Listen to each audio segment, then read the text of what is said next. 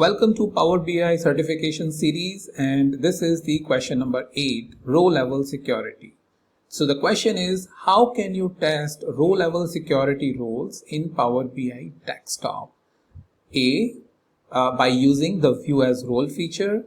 B, by publishing the report to Power BI service. C, by sharing the report with users. And finally D, by exporting the report to Excel.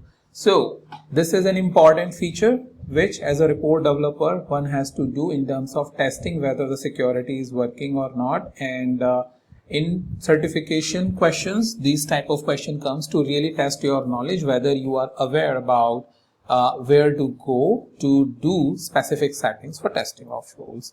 So make sure if you don't know, do a bit of a research and find the right answer for you.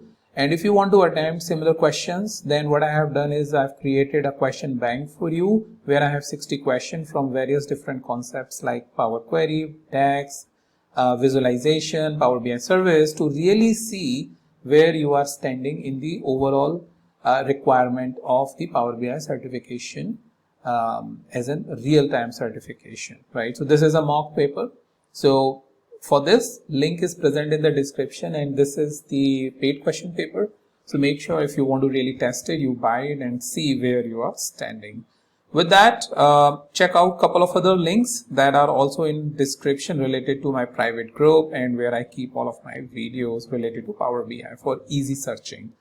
And with that, thank you so much. I will meet you in the new video with a new topic.